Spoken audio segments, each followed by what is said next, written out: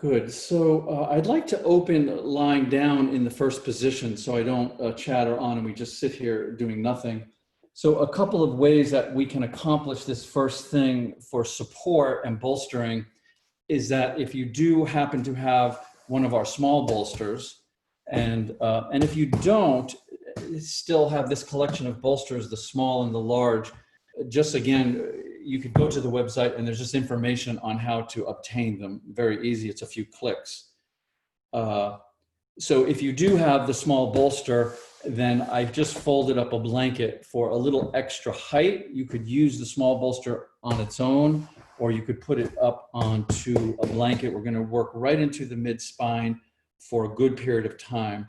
If you don't have the small bolster, what I did here is I just replicated that a little bit softer, however, so you could use more blankets or towels, but I just folded up a blanket and then I folded up a second blanket. No, I folded up a towel and then a blanket on top. So it's pretty much the same thing. We just want this small, narrow band of compression to bring us into this sensation area of the mid-spine right below the shoulder blades. So I'm going to just show it with this small bolster. So what we would simply do, whichever configuration you're using, will sit on the floor and then keep the feet on the floor until you can bring the back safely over this. So it's good to keep the feet on the floor to protect the lower spine. And as you can see, or just maybe hear if you're just listening, I'm placing this bolstering from shoulder to shoulder right at my shoulder blades or a little bit under. Yeah, that'll be for you to kind of feel. And then I'm going to bring my head back. And if this is too strenuous or not good for the neck, then please bring in a block if you have it, or some extra blankets or a pillow or something to support your neck, so it's not feeling unsafe or overly strained or pinching. We want that area to be relatively comfortable. Then we let the upper body back, head is safe. And then the last thing will be to let the legs relax out, and you can just let the arms relax on either side of this bolstering. Yep. And open the legs just a little bit past the hips so the quadriceps can relax and just all areas can relax except initially where we're applying some compression.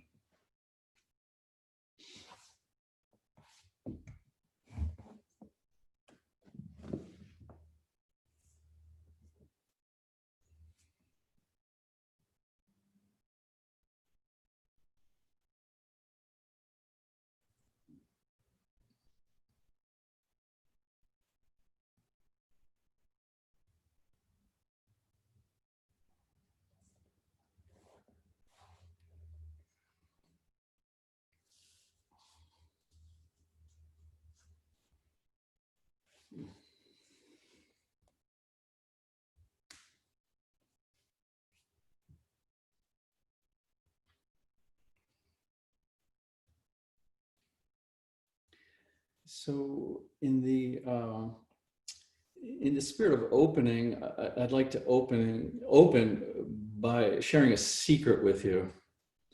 But I have to add a disclaimer to that. So whenever any teacher tells you that they're going to share a secret with you, this is really just to get your attention.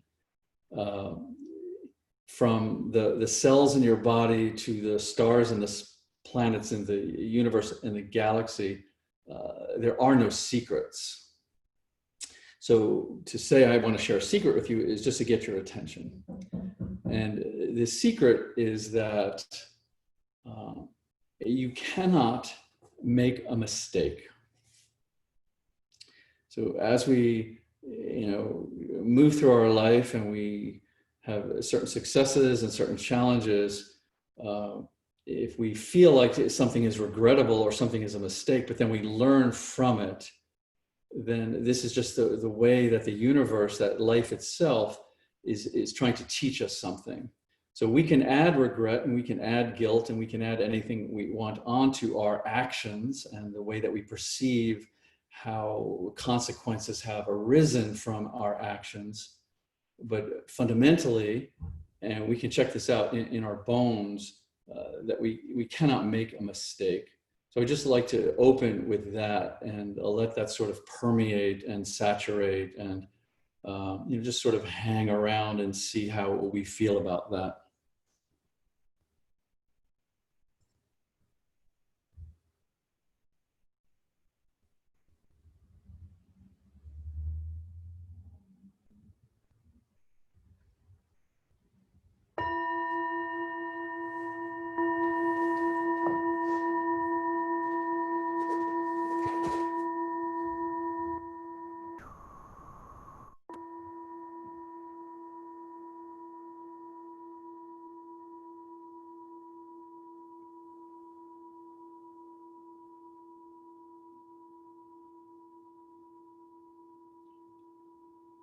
Now the simplicity of yoga.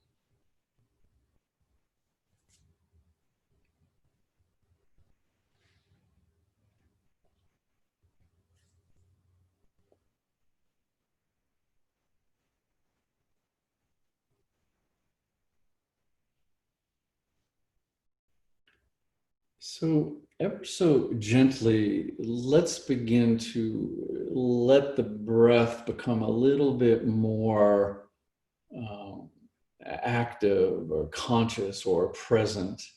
And what I'd like to suggest, and don't try too hard, don't force this, don't make it into a technique, but more come to it from a felt sense, is when you take an inhale breath, just feel a little bit of pressure in that area of your digestive system, the upper solar plexus, and any tension that you might feel there, or when you come to a place of resistance, just really lean into that. Really allow yourself to spend a moment or two there. So this is the respiratory diaphragm contracting downward, and it is actually creating resistance because it's compressing into your stomach, actually, and the organs of the lower torso. So if there's resistance, if there's tension woven into these organs and the digestive area, we want to feel them. So this would be on the inhalation, this downward movement into the belly area. And on the exhalation, allow the attention to move upward into the mid part of the chest a bit. So this is again, the respiratory diaphragm folding upward towards the heart area. So any little corner of the heart that might be holding something, or just anything that the heart might want to be feeling that feels a little tight, or shrouded with some anxiety, or just a hum of tension. Again, slow down at the end of the breath and feel that.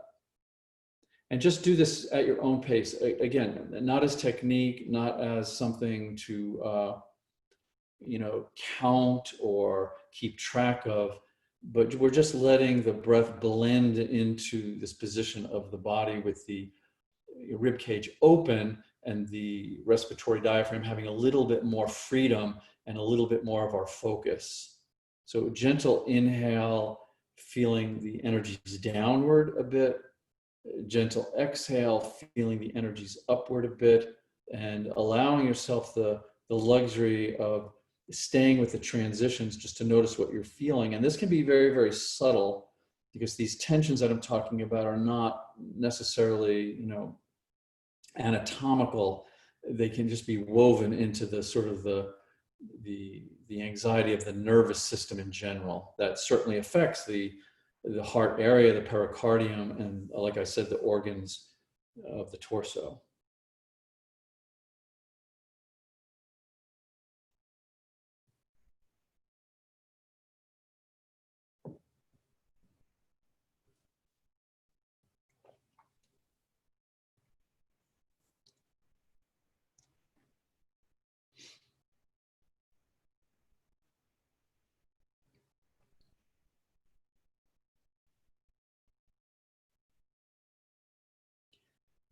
And if we wanted to broaden this a little bit, if we wanted to kind of take even a more macro view, if you will, we can just start to feel that the inhalation can be very penetrating. Yes, the inhalation takes us into something in our experience, and the exhalation is very dispersing. It allows sort of a release or an opening, if you will. So explore that as well. You know, really feel this sort of energetic experience of the breath along the lines of your patterns.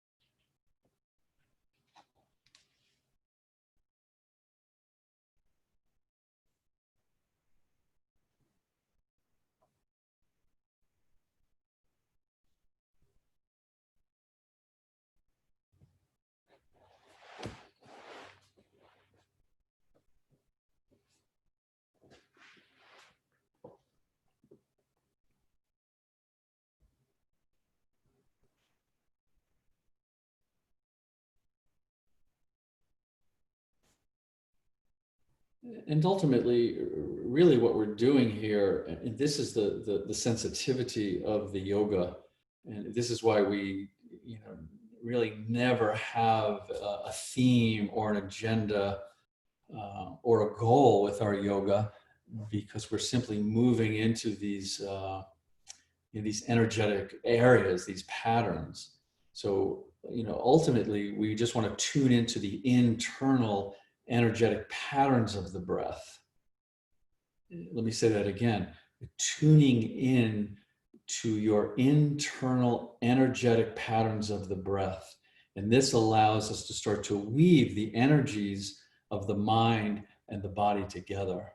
And it can seem so separate, but when we really let the patterns of the breath have freedom and space, we can see that we actually cannot find a boundary. We cannot find any place where the body begins and the mind ends, or the mind begins and the body ends.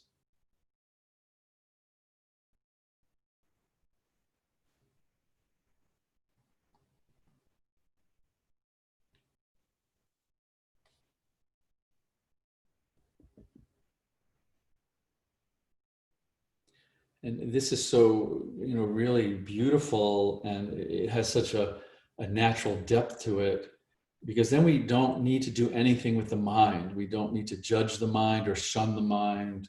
We don't need to examine the mind, but we just simply let the mind naturally relax, and then allow the body to just be infused with a spaciousness.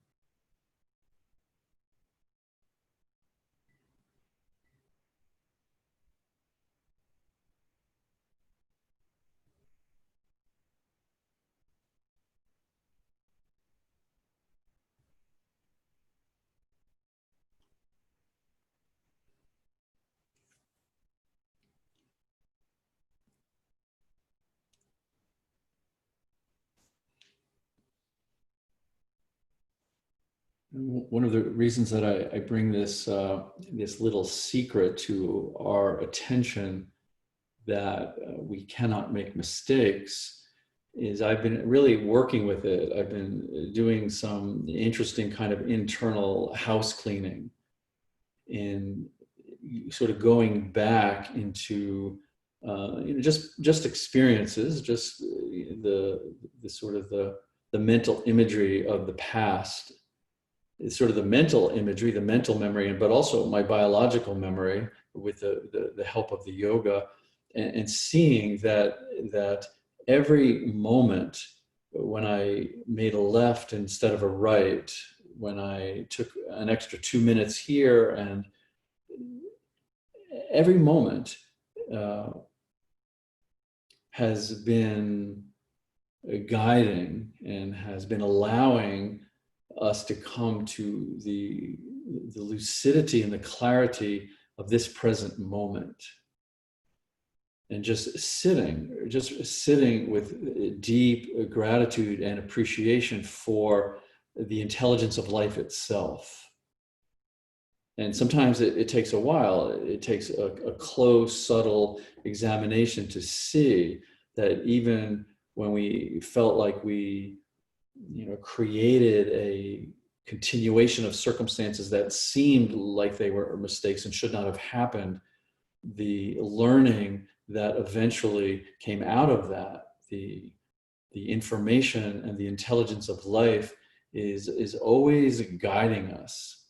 And all we really need to do is find our practices that allow us to feel better and better, to feel good about this and trusting with this intelligence and this life.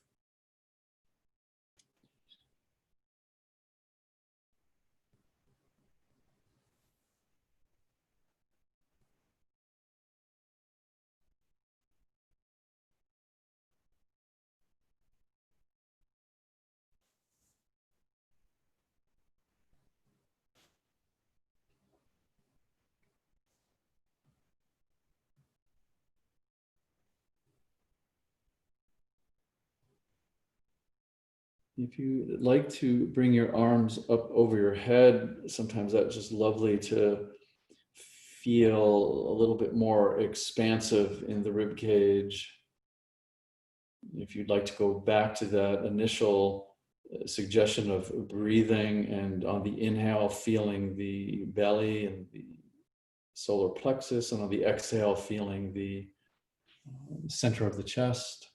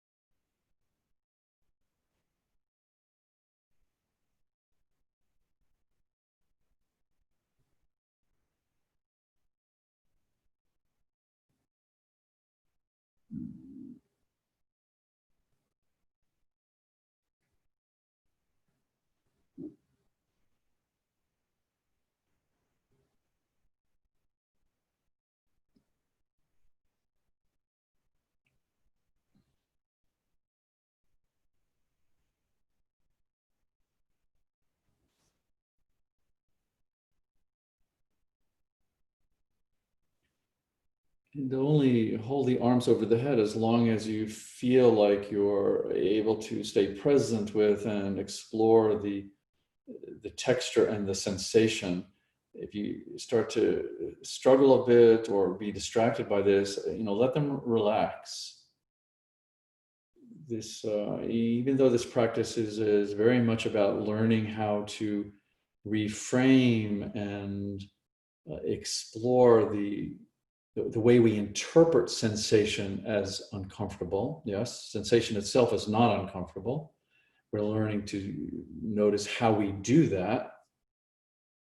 We still always want an underlying foundation of relaxation. We want an underlying foundation of safety. So we're able to be as sensitive and alert and clear with these sensations. Yes, and if it begins to clench or feel unsafe, then we back off. So this is the process of pendulation, moving into something for the motive of exploration, and moving out of something to release that exploration and let the body regroup and then feel safe to go back in.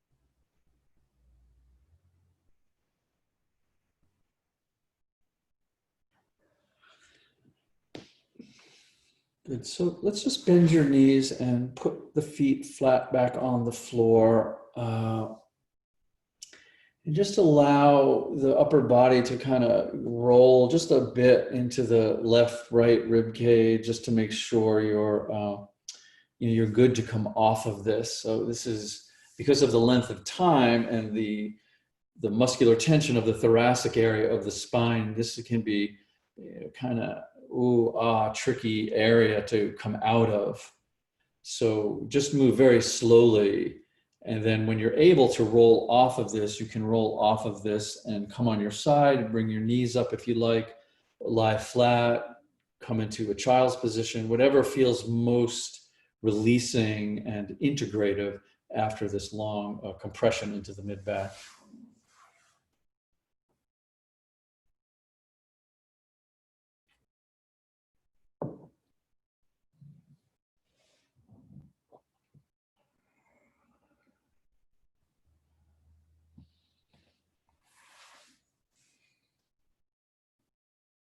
So we'll just take a rest here for a bit, so make yourself comfortable.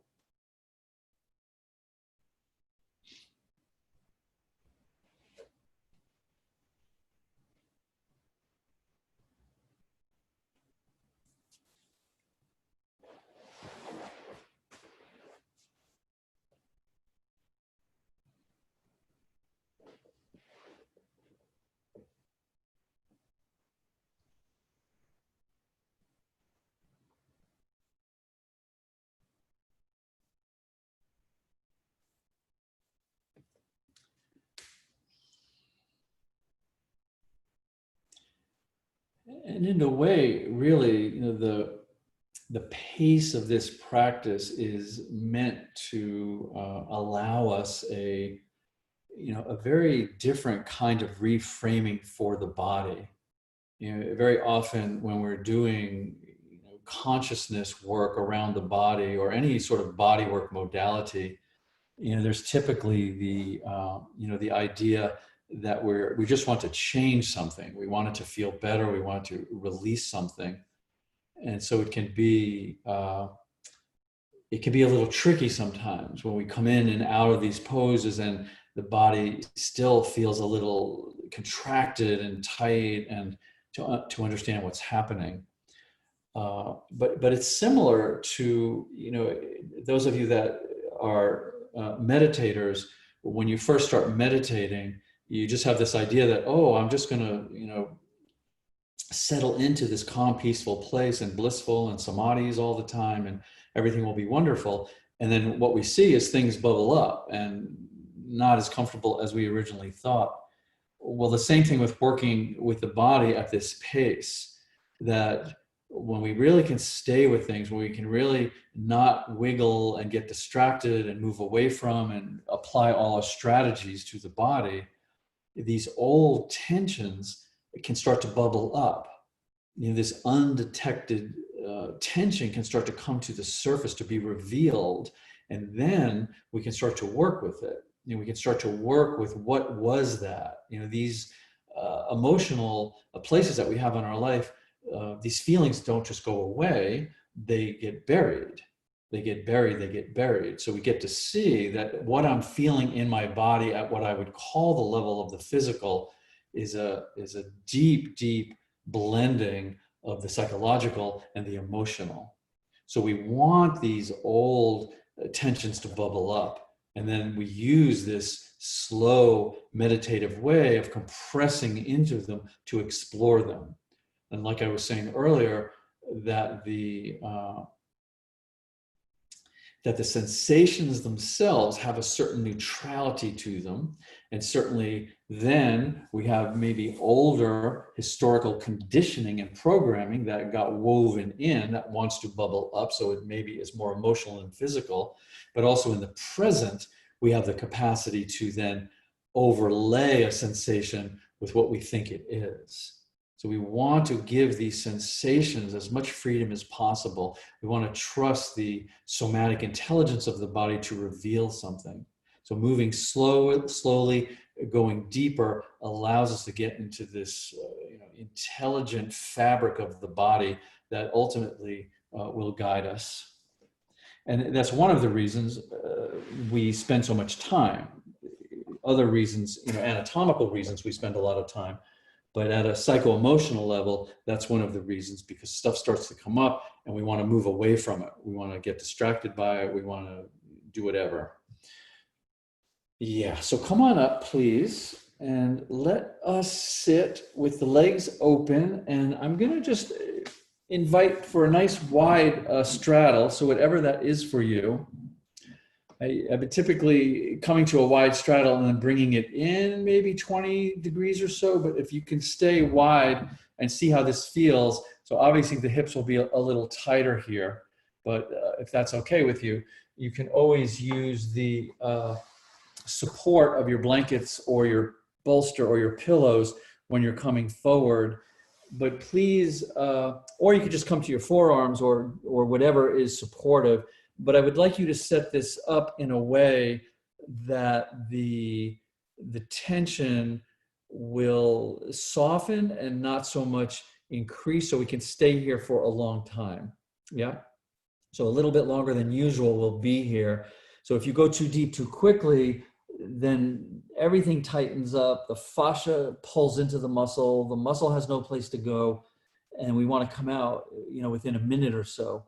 So set yourself up. Doesn't matter, depth is not really relevant, but that you are at your edge so you can kind of flirt with that edge. And then if the body invites you to go deeper, so be it. If the body invites you to release and come out a little bit, so be it.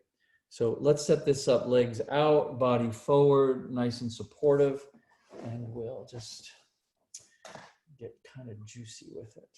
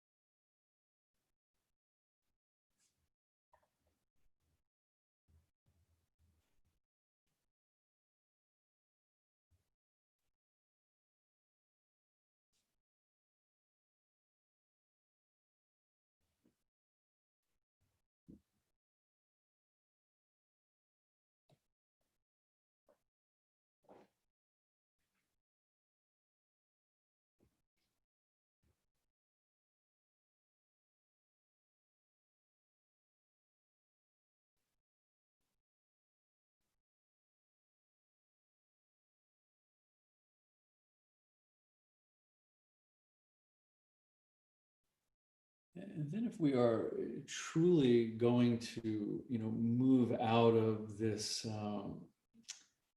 concept of our yoga as just a mechanical improvement or a mechanical releasing. If we're truly going to expand our vision of exploration, then we have to bring in the element of awareness. So we can certainly talk about sensations that are physical, perceptions, thoughts, concepts, even breath, memory, but we also want to always be open to exploring the quality of awareness. So what I would like you to do, this is just an invitation. You may have other explorations you're on. Feel free to continue them. But if you would like to explore leaning into this element of awareness, this quality of awareness, just begin by feeling that I am the body. And this is usually quite easy for us. Yes, we have a tight hamstrings. We have a little rumble in the belly. We have tightness in the neck.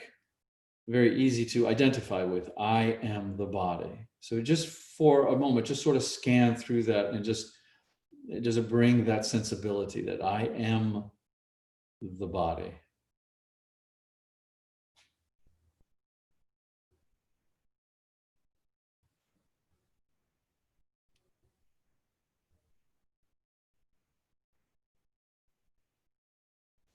And then move to a place where you're simply aware of the body. So instead of I am the body, I am aware of the body.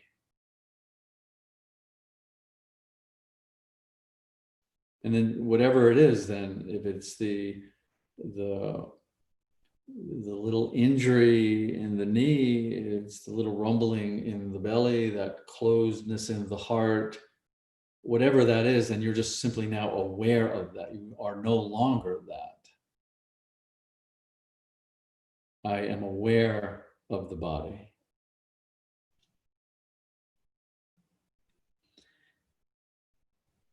And then just very naturally go back and forth between the two for a bit. I am the body, solid, concrete, present, and then I am aware of the body. And just this focal point from awareness itself. And make a clear distinction between these two.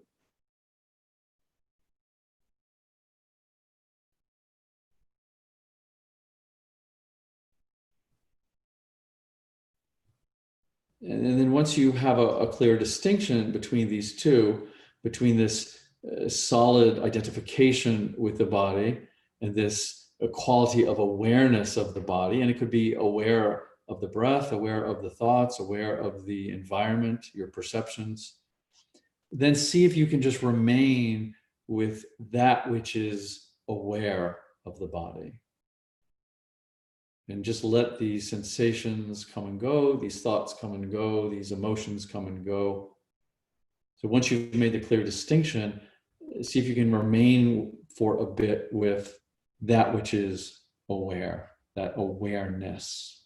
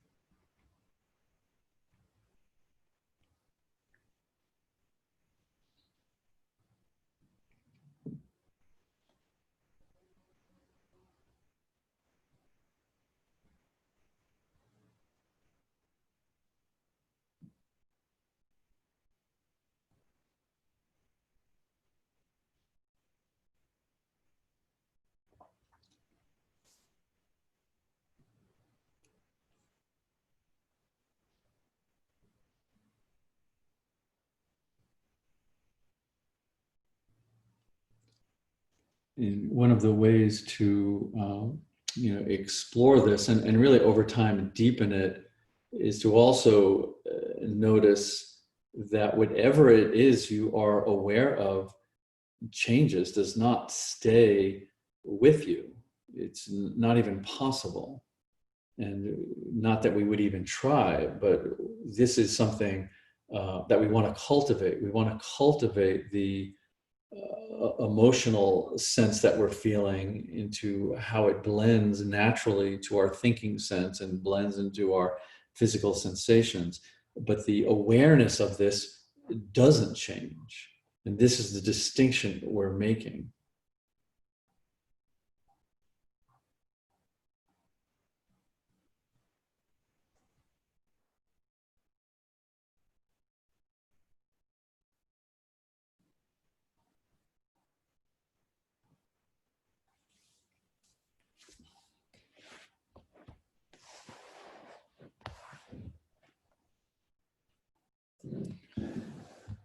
Good. So let's come on up from here.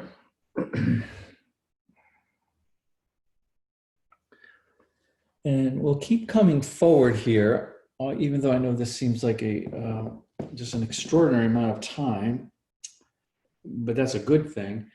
And once you're up, just bring the soles of the feet together as relaxed as possible. If you'd like to put a little, for these longer holes, I do like to have a little softness under my feet. Yeah, just so that sort of bone on floor doesn't become distracting. And then slowly, slowly, slowly, let the shoulders, the head, the neck, all just kind of melt forward. So we're not thinking of lengthening, we're not thinking of stretching, we're just simply feeling the relational aspect of the weight of the upper body and the tugging and the feeling in the lower back. But then when that tugging gets to a point where it's like, okay, there's my range of motion, there's where I can soften and feel safe, then this is where we stay. And especially with the knowledge that we want to be here for some time to, to just allow ourselves to sink into these energies.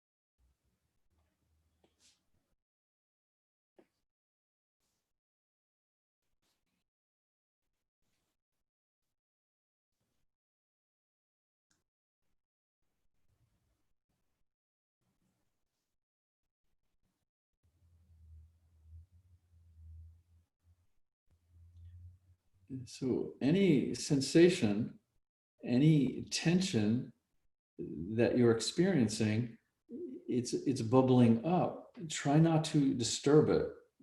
Especially do not judge it. Do not try to change it. Don't begin to analyze it. Just simply allow it to bubble up. Allow yourself to have direct experience of the texture and the flavor and the feeling of the sensations. And especially, don't judge it.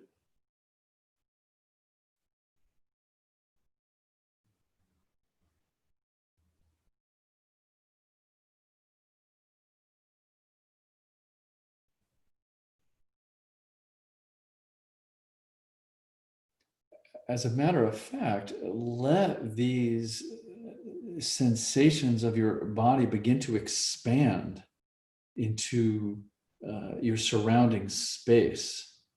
So I know very often when these sensations come up and we immediately want to label them as something, or ow, or bad, or not good, or wish it wasn't there, or what's wrong, or old injury, that's contracting. That doesn't feel good. That's not a respect of the sensation. So whatever the sensation is, let it expand. Let it expand beyond the boundaries of the container, the envelope of the skin. Let it expand into your environment. Let these sensations of your physical beingness be as expansive as you can allow.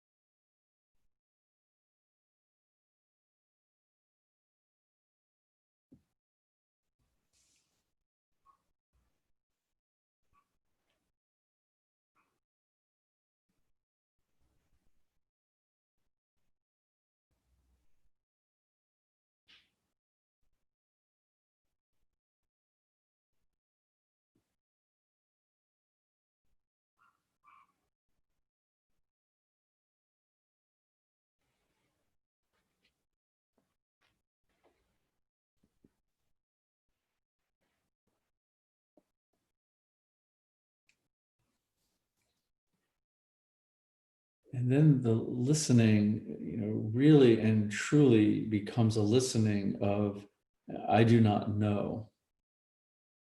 This is really the doorway into wisdom and intelligence. The listening of I know is just extremely limited. And it's in many ways, it's a recycling of things that we've been holding. And some of it is current and valuable. Most of it is not current and not valuable anymore. It worked at the time. So when we're working with these very subtle energies, when we're working with these old tensions, to really and truly be able to sit with your experience and listen from a place of I do not know, this can take us into a verifiably different kind of consciousness. This is what allows the wisdom of life, the wisdom of just open-ended, brilliant, lucid consciousness to come through. Not to mention, it can be very relaxing and very rejuvenative, because it's arresting from that one thought to the next thought to the next thought, ricocheting back to a memory, the memory triggering this and that triggering. It's just this internal tension in the nervous system, this hum of anxiety in the body. We get to rest from it when we simply don't know, and we don't need to know, and we just allow the flow of the body to be deep. It is deep, it's intelligent, it's wise.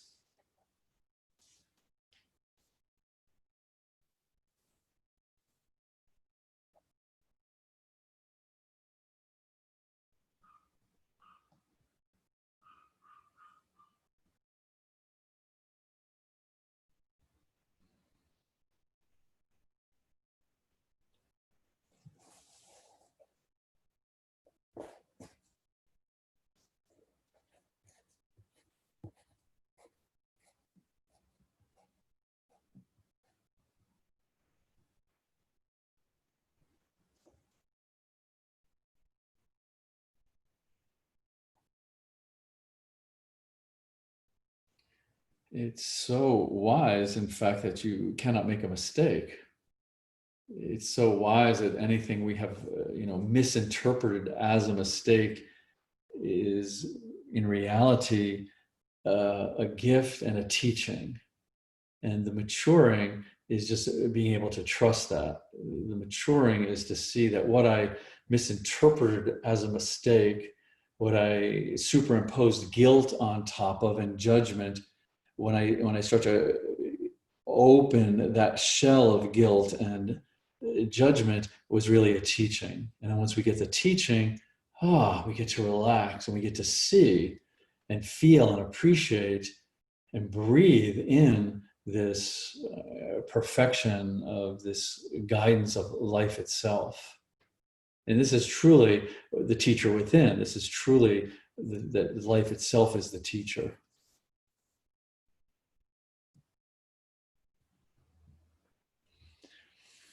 Good. So let's come on up from here, if you're still in this, and come on up and let's lie down and straighten out the legs, obviously, and let's lie down and just relax for a bit.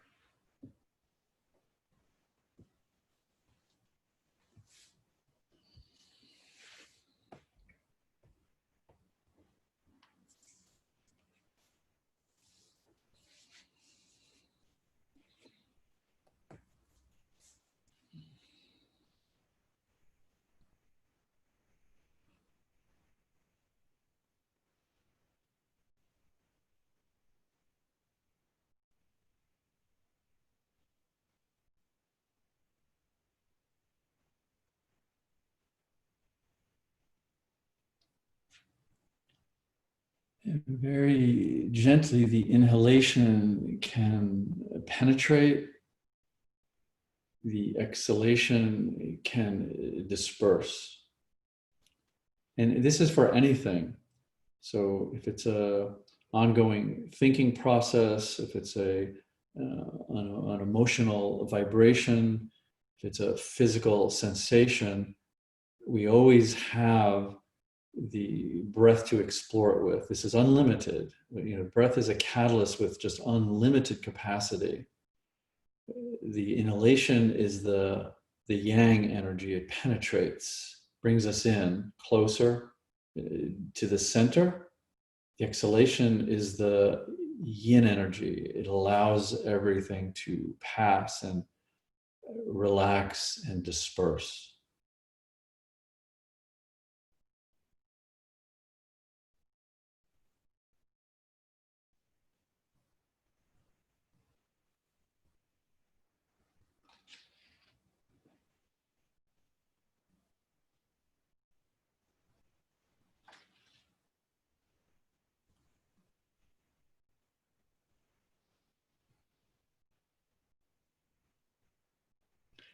And just to add a bit, what I was sharing earlier about going back and forth between I am the body and I am aware of the body.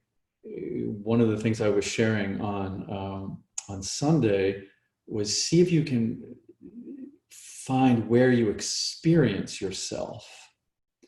So this definitely blends into what I'm saying here about awareness, because when we try to find ourself, let's say, even if it's self-image, but even if it's a physical body, emotional body, subtle body, causal body, we try to find these things, we see that ultimately we're simply being aware. We're being aware of conditions. We're being aware of processes.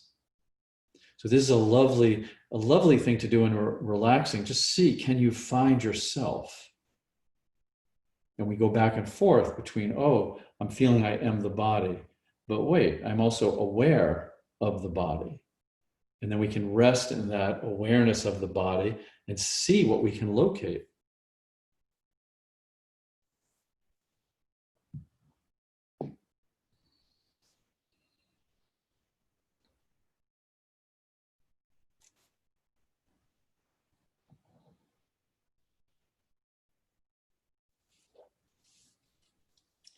Okay, let us come on up now, please. And once again, I have come up with the bolstering if you have a small bolster or if you don't. So I'll just talk about both of them. Pretty much what we're going to do is we're going to roll up a blanket, and then we're going to place that small bolster long ways over it so it can scoop into the lower back. And we're going to sit on the floor and conform that to the lower back. So this is really nice because you can control this by how much you roll up the blanket and how much of the filling you put into the small bolster. That's why the small bolster is nice, yeah? You can also do this if you don't have the small bolster by rolling up a blanket and then folding a towel so it mimics the small bolster and placing that over. So we're just placing one end of the towel or the bolster over the roll. So when you sit on the floor, that towel or roll conforms into your lower back. So I just want to see, I didn't do it this morning with the towel. I did it because I have the small bolster. So what we'll do then, once you have this, is we'll sit on the floor, keep the buttocks on the floor. We're not sitting up on the bolster, and keep it close in so it doesn't slide. And then just allow the lower back to kind of roll into it. So it's compressing in, but conforming. And then you can bring the upper body back. Yeah, so this is actually pretty effective with just this small towel and this blanket. Yeah, this is very nice. And for this, I wouldn't put anything under my head. If I use the bolster, I might. So if the neck again is feeling compromised, unsafe, a little, tense, put something under it. And then when you're all set with the upper body, let the legs roll out. And so again, the buttocks is on the floor. The compression is primarily the lower back based on the way that you've rolled the blanket, the roll blanket going from horizontal from hip to hip, the blanket on top of it going obviously from the length of the spine all the way up towards the skull. Yeah, so either one of those, just conform it. So again, obviously we want to stay here for a while so we can do our somatic meditation, but we also want to feel safe over time. So.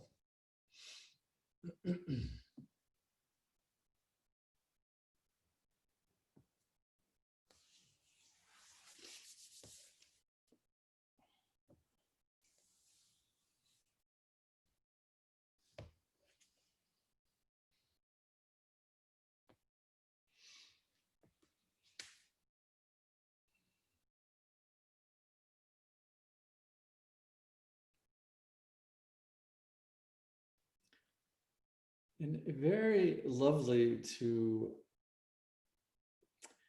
first of all, appreciate the subtlety of the breath, to be able to navigate with the subtlety of the breath.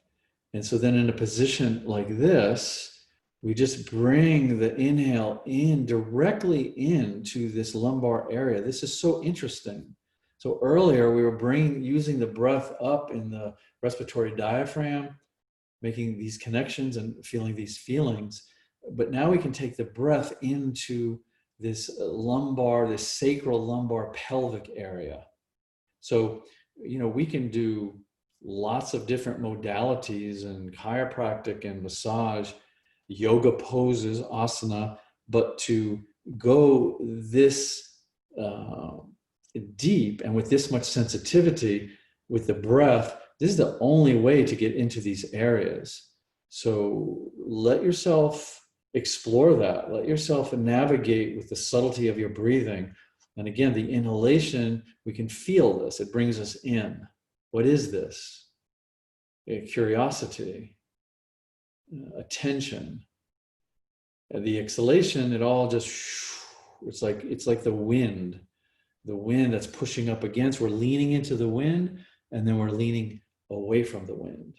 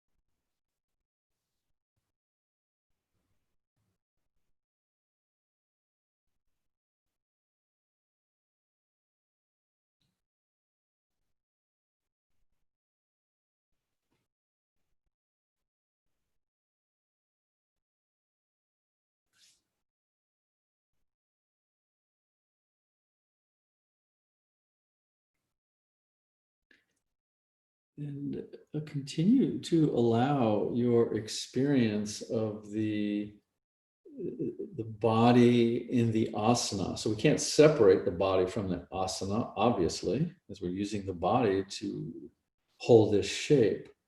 But to cultivate this sort of organic experience that the asana is very layered. But these layers are also layers of the mind.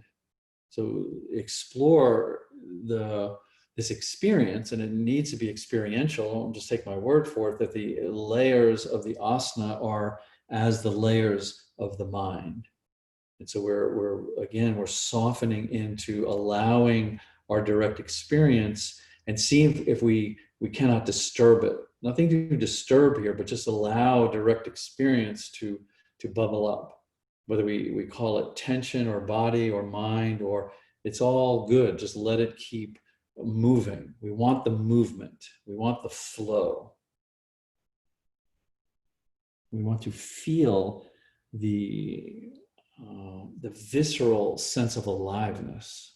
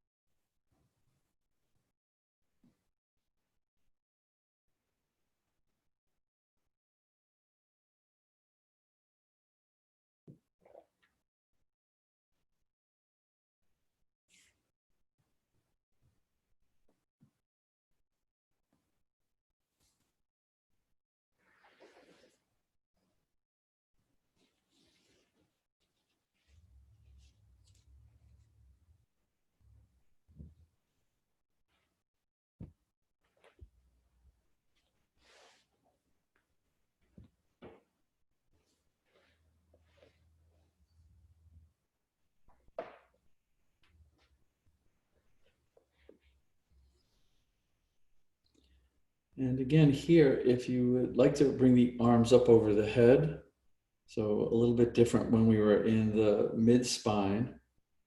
And just again, just to exaggerate a feeling of expansion. So just let this be intuitive, not to struggle with it.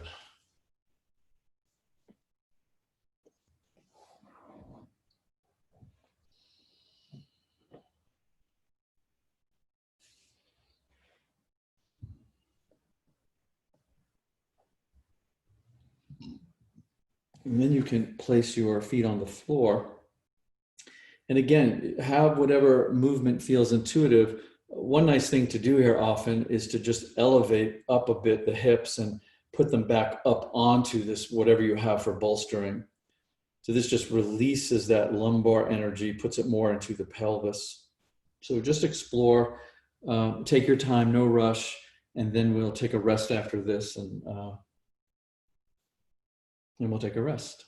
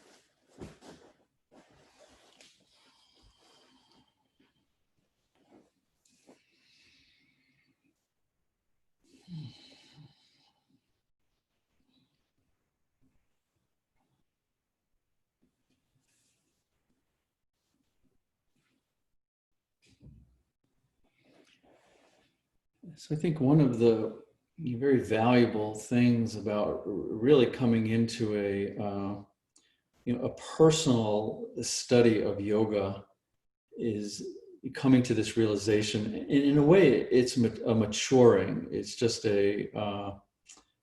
allowing your circumstances of life to be your teacher, because ultimately yoga is not about postures. It's not about philosophy. It's not even about physical fitness. Yoga is really about space, and the space either of contraction, where we contract and we feel a sense of separation from everything, to allowing a certain spaciousness to see that separation is illusory, that separation is self-generated. And so yoga gives us this lovely, lovely guidance system. And this is really the reason we sit in asana, to feel, to be able to come into a sensitivity that the body naturally has, that the mind naturally has. And that this guidance system of yoga is that within this spaciousness, is that if it feels bad, this is a contraction. This is a closing of our flow. So we want to then step back from that. We want to relax from that. We want to shift that, if you will. when we feel good, when we feel alive, when we feel happy, this is basically the universe communicating with itself. This is the spaciousness of non-separation.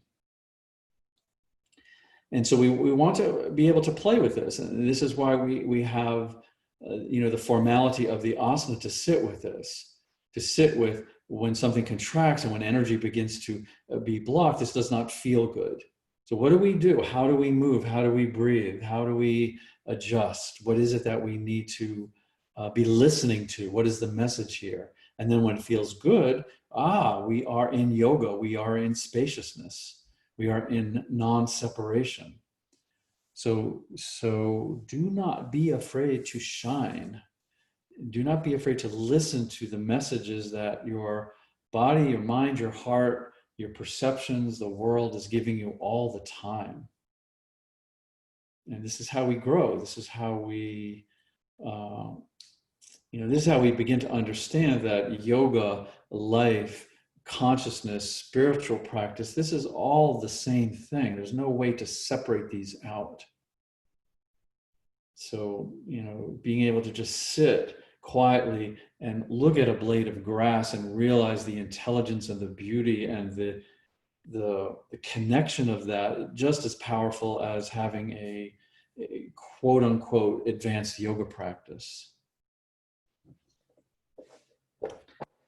Okay, so let's come on up, please, if you will. And you can just be on your belly. Some of you have done this before, but I'm going to just show it and talk about it in case you forgot it. So what we're going to simply do, the best way, we're going to go back into the Sphinx pose, but we won't start there. But we'll just start on the forearms, on your belly. So you're on your belly, on your forearms, just so we're going to roll into the arm. This is a shoulder opener. That is one of my favorites. So let's begin. We'll stay on the left forearm, and then we can just take the right hand and put it under that left armpit. And then we'll just relax down. The tendency, often, if you're not familiar with this, is to roll away, roll over to the right, and this takes a lot of the tension out of it. My suggestion is to try to keep this left shoulder down as much as possible. The left arm can be out front, as you can see here. I have the left arm out front, so the palm is on the floor. So if you need to press up or over, you can release it. And then you can let the head either dangle down, or sometimes I put a little something under the head, a pillow. And if you also would like to bring that left knee up, this can often let the left hip relax down as well. So we don't want the hip or the left hip or left shoulder rolling on. We're not lying on our side. We're lying as flat as possible with all of this shoulder compression into the right shoulder. Yeah, this is just an interesting pose, and it just sort of changes and tingles and a lot going on in the shoulder girdle here. So just relax into it, soften into it.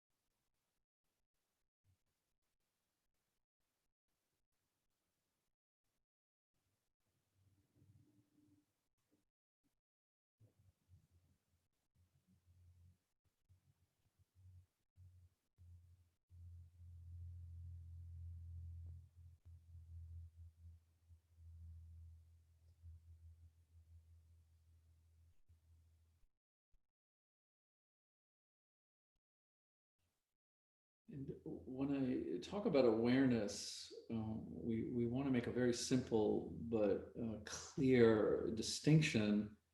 This is not the same as attention. So spaciousness, yes, consciousness, open-ended, infinite consciousness, the open field of awareness.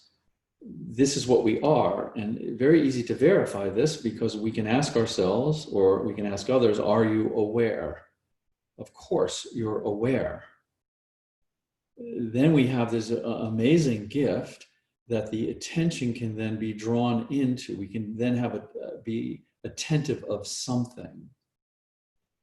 So we want to explore this. We want to explore what has our attention, what is this funneling of the infinite awareness, what is this funneled into a finite point of attention, and start to explore and be aware that what our attention is bound up in, because it can get bound up in it. It can turn into a concept. It can turn into a belief system. It can turn into something that becomes static. So we want to have this freedom to experience ourselves as open-ended awareness with no points of attention, no specifics, no body, no mind, no heart. And then we have this gift. We can then draw it into our attention. We can then be attentive of something. So do notice this, what your attention is bound up in. And do you have that? It's just like going from I am the body to I am aware of the body. I am pure, infinite awareness. I am a point of attention, or many points of attention. And what our attention is bound up in has as much effect on our physical body as any anatomical conditions. There is no way to separate these.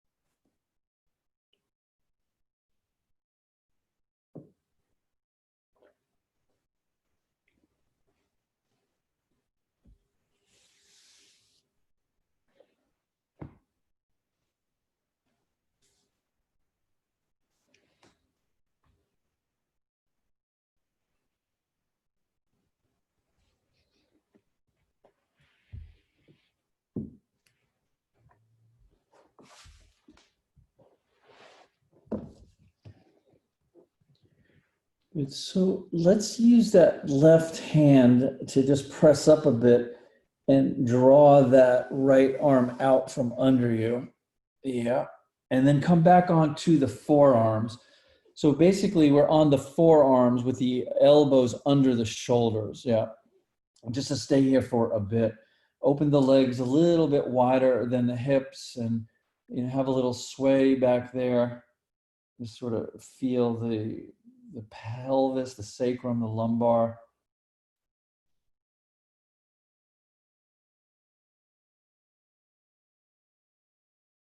And then if you'd like, you could stay here if you'd like, but if you'd like to, then just draw yourself back into a child's pose and just soften into the lower back. I always like to remind myself that this is a very gentle forward bend. So you may still feel that little bit of a backward bend energetically that we were in with that little roll in the lumbar. So this is kind of revisiting that from the other direction. And a little sway here can be nice too. The buttocks over the hips a little bit, just sway, sway, sway, or not.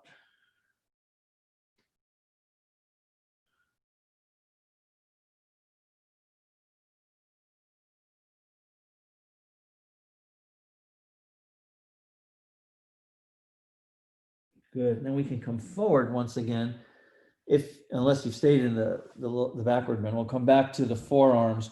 And this time, obviously, we'll stay on the right forearm, take the left hand, slip it under that right armpit, roll down onto that left shoulder, keep that right hand out front somewhere for support, and let the right hip, the right shoulder just press down to the right side.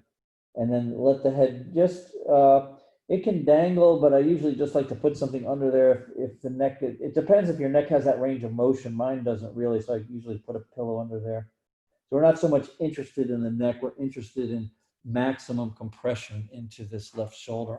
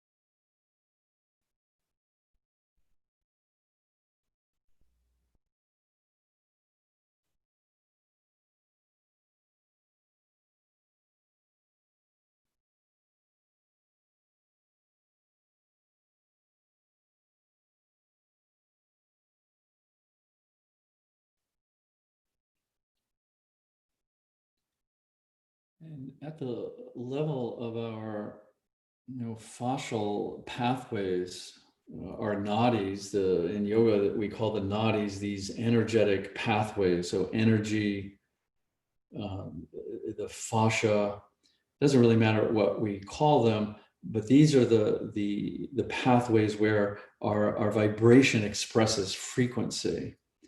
And so at different times in our life and different states, we all have an optimal frequency. When the body is open and flowing and nourished and hydrated, all of the frequencies are such that we feel good. We feel open and happy and fluid and relaxed and healthy and youthful. And as these vibrations express themselves, as we come into contraction, as we come into fear, etc., these vibrations can then express themselves as repressed emotions, dehydration, trauma. And this is what we would call pain, this fundamental contraction, this fundamental shift in frequency along these nadis, these energetic pathways, these fascial pathways. So your body is very sensitive to frequency. Your body is vibration.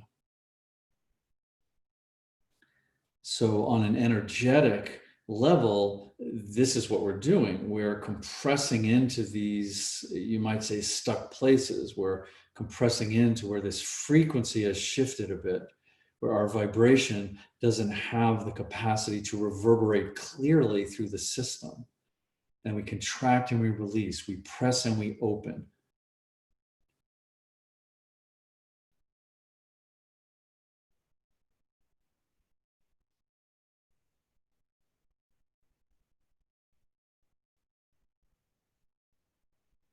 And it takes time. This is not something we do quickly. This is not a quick fix. This is something where the longer the hold, the deeper the compression, the system starts to become stimulated.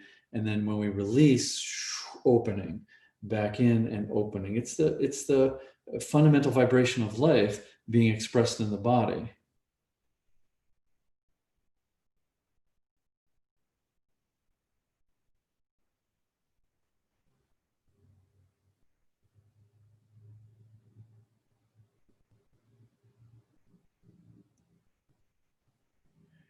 Good. So once again, let's support yourself with a hand out front, slip that arm out from under, and just simply roll over onto your back and let us take another rest.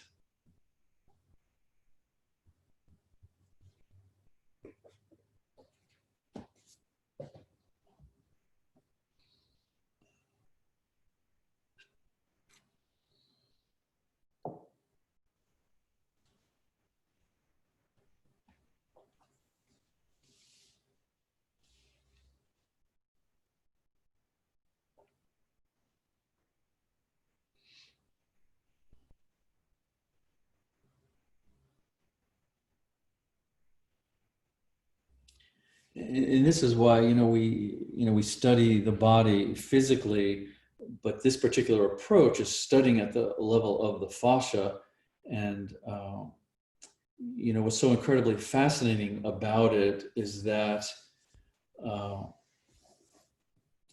there's an increasing amount of information and research that is saying that as this vibratory system, as this energetic system contracts and is blocked, that this is the foundation of all of our disease and sickness. And if the system is flowing openly, then we're healthy and alive. And what's interesting, Roni just sent me an email about this fascial conference that's happening. And there's everything from, dentists to neuroscientists to people studying memory at the level of the fascia. So it's not just simply to, do this sort of physical, energetic, mechanical movement of asana and then just feel better in the joints, although nothing wrong with that. This goes right deep into the fabric of our cells, the fabric of our aliveness, the regeneration of our not only synovial fluids, but how we're internally generating piezoelectricity, the compression into these liquid crystal points of fascia, flow of fascia, is what's generating this aliveness. It's just amazing and fascinating that we live in this this amazing container of aliveness and mystery.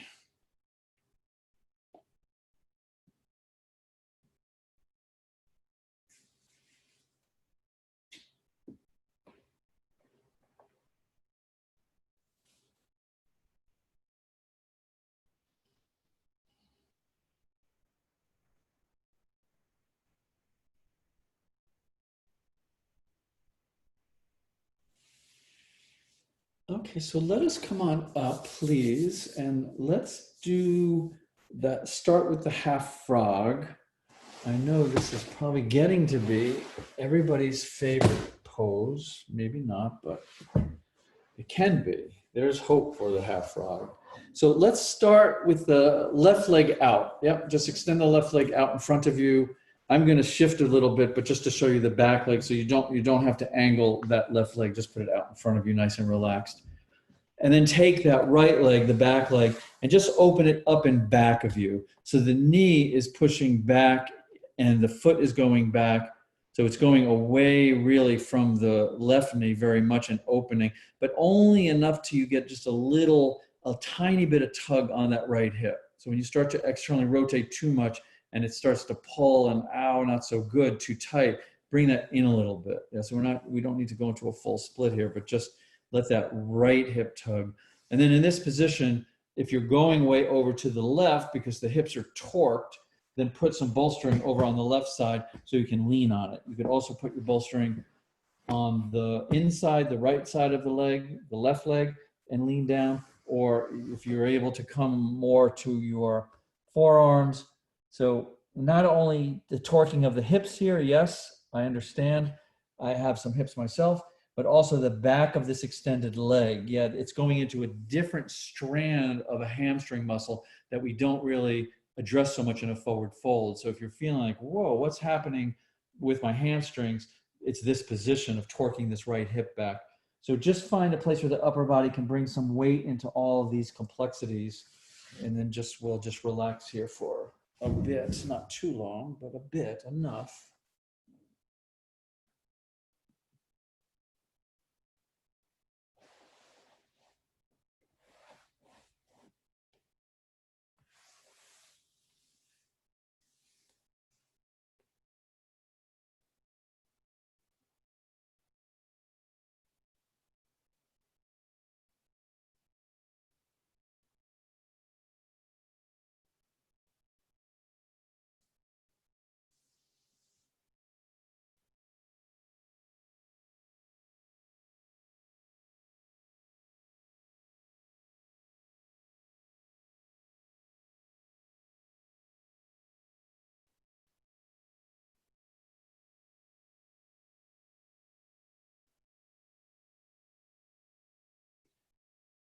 And I think part of our, shifting to the qualities of yin and really,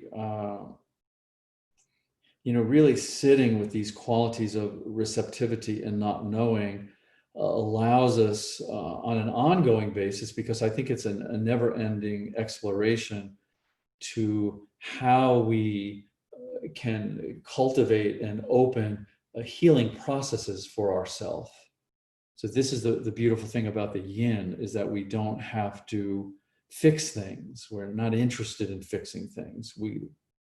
Plenty of modalities to fix things, but we don't want to be out of balance with that. So part of this trust of the body is trusting that if we're able to sit with it, we're able to sit with it just vibrationally, we're able to sit with it anatomically, we're able to sit with it emotionally, and just sit with it and let these old tensions bubble up, that it will guide us to this, whatever healing we need to do in whatever way we need to do it. It doesn't have to be linear necessarily. I mean, it can be so simple sometimes. Sometimes it's something we've just overlooked, and intuitively from this not knowing, we're just guided a little bit here, a little bit there.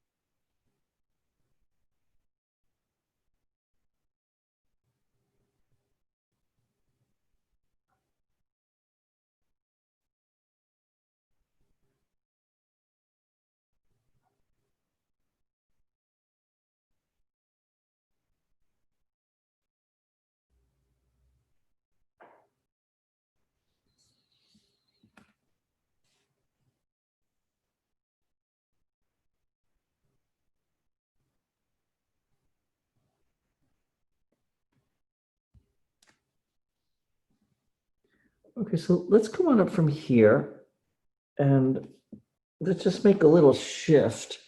So from this rather potentially awkward half frog position, let's first take the right leg, which would be the back leg, hopefully, bring it around front and just bend it in front of you. Yeah, so it's just basically parallel to your body. And then take that left leg that was extended out, and if you're able to place that left heel onto the right calf, this would be the position. If this is not accessible to you, then you can just leave that left foot out in front. So we just want to kind of square up the hips and the knees, and then we'll come right back into the forward bend. Don't extend, don't stretch, don't endeavor to have an agenda, but just come in and relax. Come in. By coming in, I mean let the shoulders sink down and in towards the knees. Let the head move in towards the belly button. So the lower back is soft and unengaged and relaxed.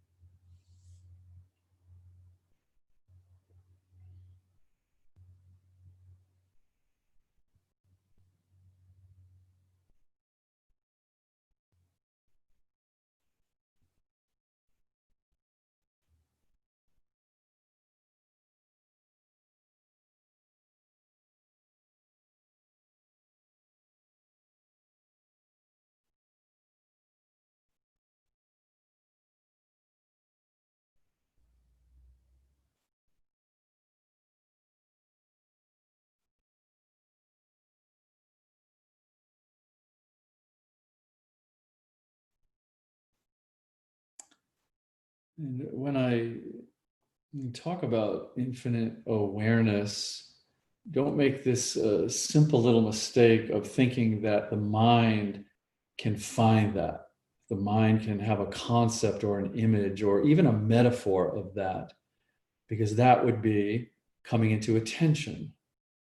So, the best we can do, and it really is the best we can do to experience this infinite awareness, is let the finite mind relax and just sink into silence. And it's from this place of silence, this place of dreamless sleep, that we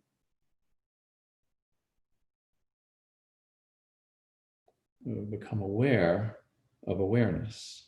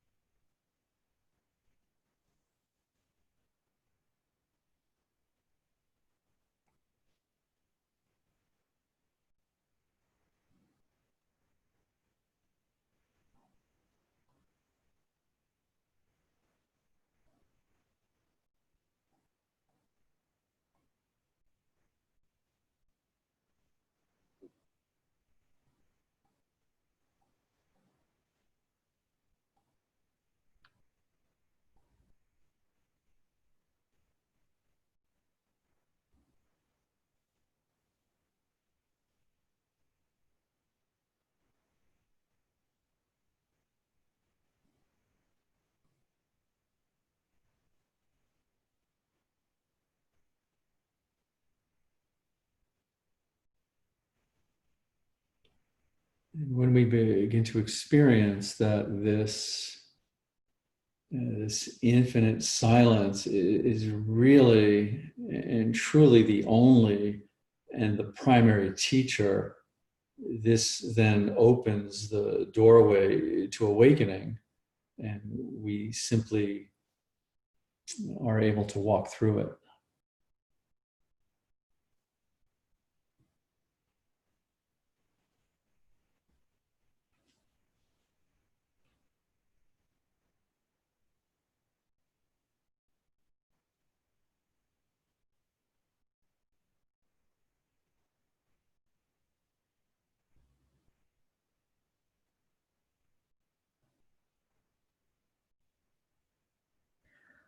So let's come on up nice and easy from here. And we can, from here, we can allow both legs to relax out. So we'll just take a moment to sort of regroup as we'll go right into the other side from the half frog into the square. So here, obviously, we'll just leave the right leg out, and we'll take that left leg and work it back a little bit. And again, not to force it. We never want to force. We don't want to force a system that will not be forced. Yeah. And then something on the right side, if need be, if you're leaning over to the right, if the hips take you there, or anywhere from the center of the knees, whatever you need. And we'll just come forward. Again, we're not stretching. We're not trying to bring the head towards the foot. We want all of that hip, pelvis, sacrum, lumbar relaxed as much as possible. And then we'll sink into that.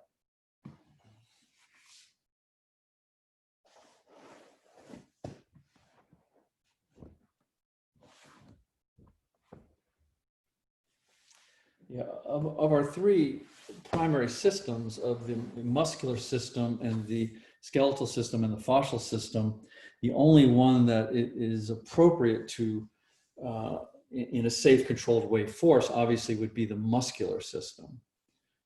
So the skeletal and the fascial system, we want to work with those with great, great care. And obviously the relationship between the three is profound. So it becomes really an art in when we play with that edge, and when we move out of our comfort zone, and when it's best to stay within a comfort zone, and just that natural flow. And that's unique to you. No one can tell you what that flow is, and it's changing all the time. This is why I have been exploring for many, many years now in this yin practice, having to question specific alignments that have been given to someone else, and that anything that we take that's not based on our direct firsthand experience eventually becomes some kind of obstacle. So always coming to one's intuition first, always trusting that we can listen to the intelligence and the information of our bodies, and not just what we do, but when we do it as well, how we do it. It's very, very unique, because our our individual system, our incarnation, everything is, we're free beings that are moving through this incarnation in a very blueprinted way, and we want to honor that. We don't want to follow someone else's blueprint. We can take suggestions, certainly, and learn from others, but ultimately it comes down to sitting with ourselves, and the intelligence that is available to the blade of grass and the clouds and the birds and the sky is also available to us individually.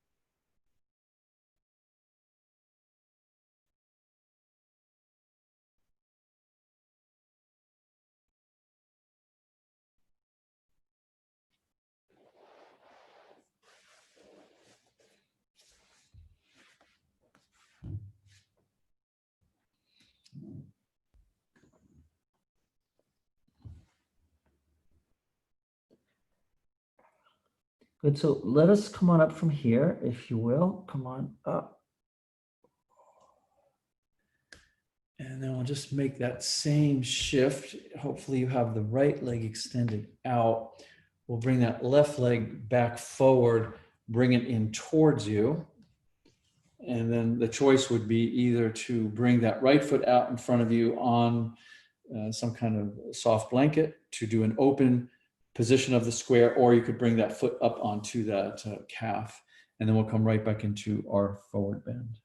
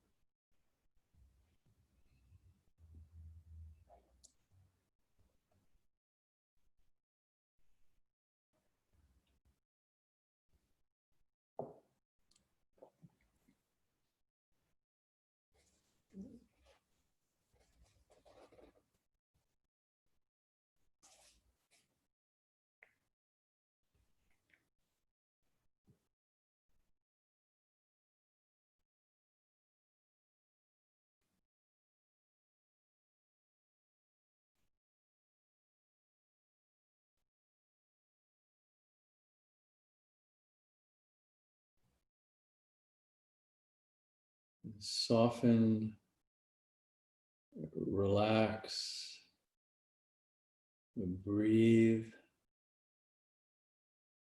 feel, listen.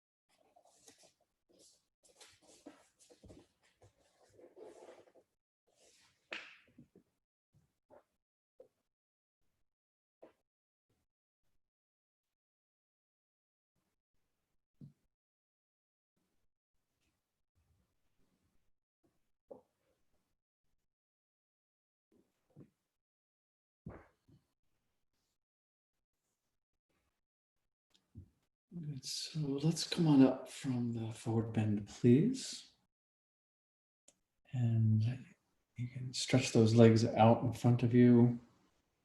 And your choice to either come into a restful, restorative position, Shavasana, either supported or flat on your back, or a fetal position or child's pose, whatever is most restful for you. Or if you prefer to sit up with me as we close, you could do that as well. So we'll take some time here just to let all the energies settle.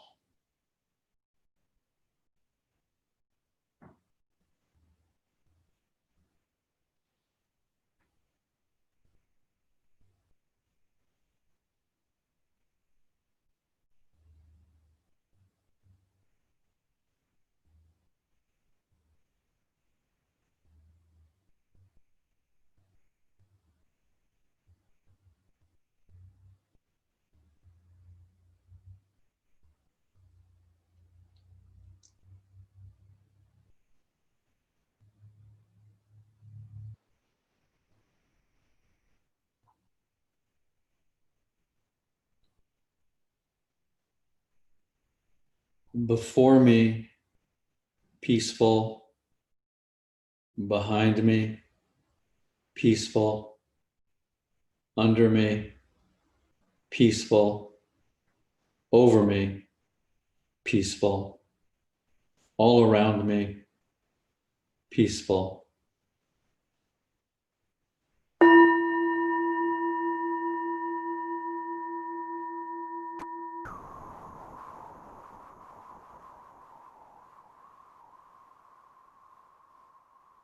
Namaste.